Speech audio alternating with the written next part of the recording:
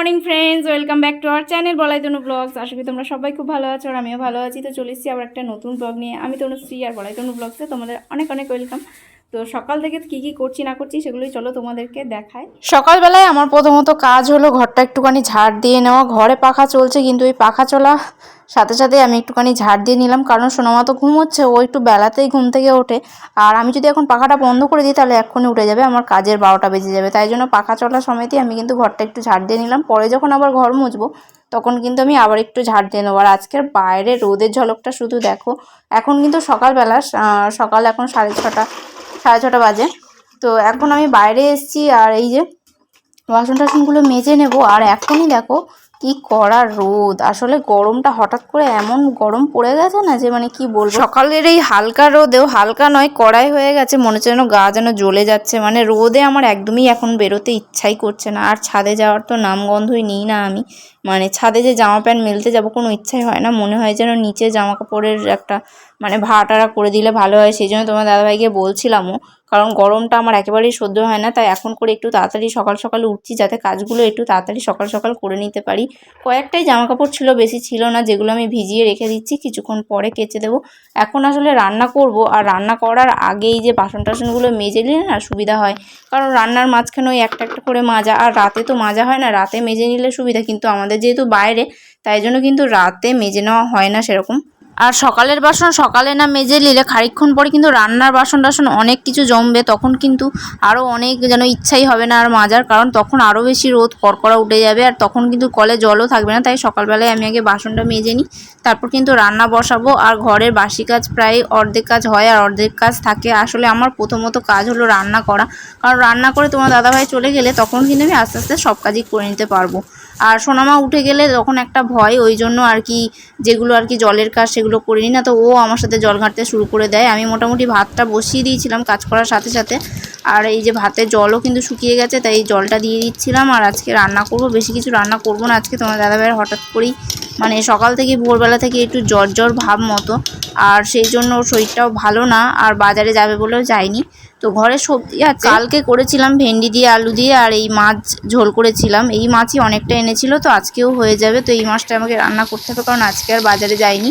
আর সেই জন্য ঘরে এখনও ভেন্ডি আছে, পটল আছে। তো কালকে যেহেতু ঝোল করেছিলাম আর ভালো লাগছে না, সেই জন্য ভাবলাম যে আজকে মাছের ঝালই করে নিই। আর তোমার দাদাভাইয়েরও অত ঝামেলা নেই যে মাছের ঝাল দিয়ে ভাত খেতে পারবে না বা কিছু, এমন কিছু ঝামেলা নেই। মানে ওর বিশেষ করে মানে মাছ হলেই হলো, মাছের ঝাল হোক, আর আলু টালু তো খেতে চায় না, মাছের ঝাল হলে আরও বেশি ভালো। সেই জন্য আর আমার কোনো ঝামেলা নেই, মানে মাছের ঝাল হোক, কি যাই ঝোল হোক, যাই চচ্চড়ি হোক, মানে যে কোনো একটা ও যেটা খাবে সেটা করে নিলেই ব্যাস আমার শেষ। তাই দিয়ে আমি খেয়ে নেবো। মানে নিজে যত বেশি এটা ওটা খাওয়ার বায়না করবো তত কিন্তু তোমার নিজেকেই করতে হবে, তাই জন্য আমার বায়নাটা একটু কম। ও যেটা খাবে সেটাই বানিয়ে নিই, সেটাই সবাই মিলে খেয়ে নিই। এদিকে সোনুমা ঘুম থেকে উঠে গেছে, তো এই ওর বাবার নতুন জুতো এনেছে, তোমাদেরকে তখন দেখাইনি। তো এই যে দেখো নতুন জুতো পরছে। উঠে দাঁড়িয়ে পড়ো বাবা, উঠে দাঁড়িয়ে পড়ো। হ্যাঁ, চটি জুতো, চটি জুতো না। এই দেখো জুতোটা পরো, জুতোটা বড্ড ভারী।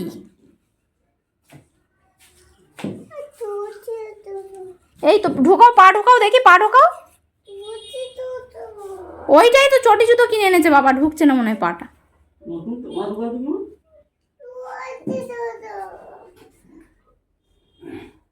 না পড়ো, এটা পড়ো, ওটা পড়বে না। হ্যাঁ দেখি পা ঢোকে কি, দেখি এটা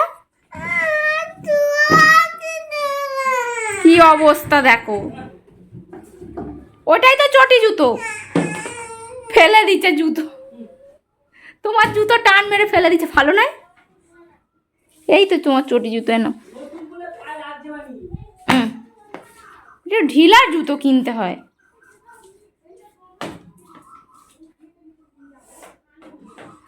ওইটা পরবে না, ওইটা ওইটা পরবে না, ওইটা নতুনটা পরবে না, পরবে না কেন, কি হয়েছে?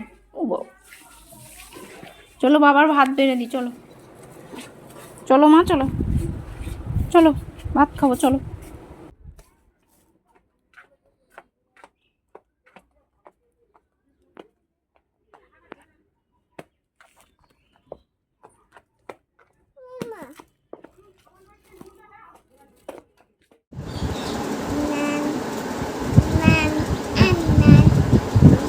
বন্ধুরা তোমরা খেয়েছো? আমরা খাচ্ছি।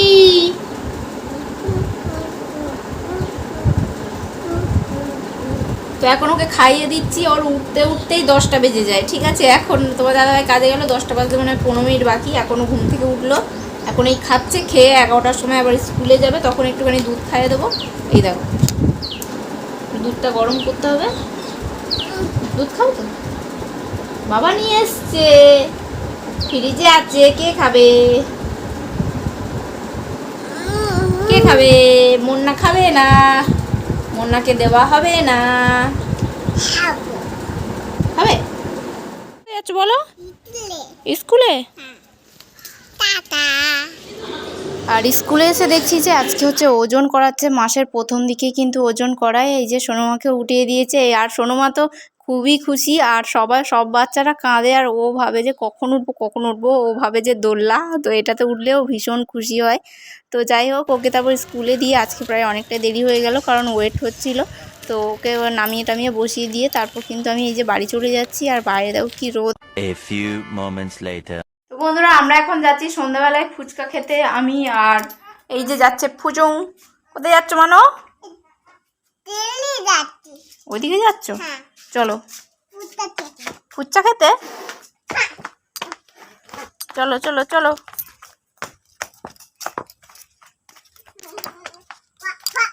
উফ, এ পড়ার জন্য লেগেছে। চ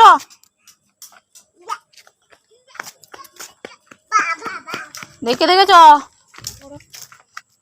এ চলো চলো চলো চলো।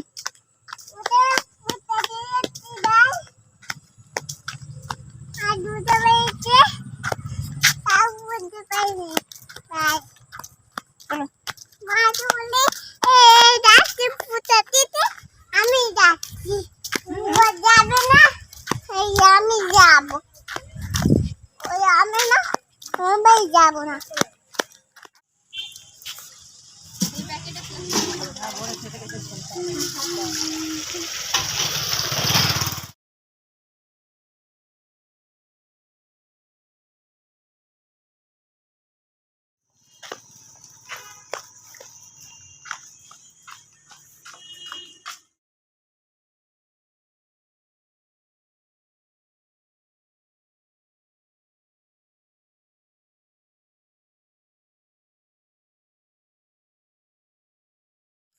এই দেখো রান্নাঘরে চলে এসেছি। তোমার রান্না হয়ে গেছে, দুধটা গরম করতে দিয়ে গেছিলাম, ফুটে গেছে।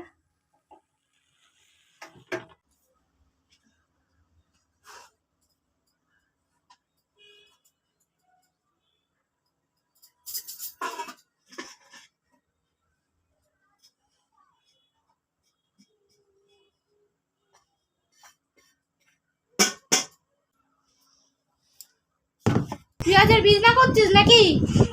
হ্যাঁ, একজন এখানে শুয়ে পড়েছে, বিজনা করা লোক। আজকে তার মেয়ে বিজনা করছে, আর আমি শোবো এবারে।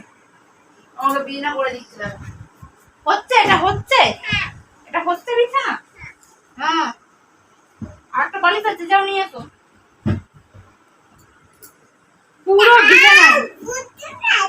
পুরো বিছানায় জল ফেলে দিয়েছে এক্ষুনি। আবার চাদর ফাদর পাল্টে দেখো এত এই অবস্থা। তো চলো বন্ধুরা, আজকের মতো ভিডিওটা এখানেই শেষ করে দিচ্ছি। সবাই সুস্থ থেকো, ভালো থেকো, আমার ভিডিও দেখতে থেকো। আর এই ভিডিও যদি ভালো লেগে থাকে তাহলে অবশ্যই like, comment, share and subscribe করতে ভুলো না। আজকের মতন টাটা টাটা, সি ইউ।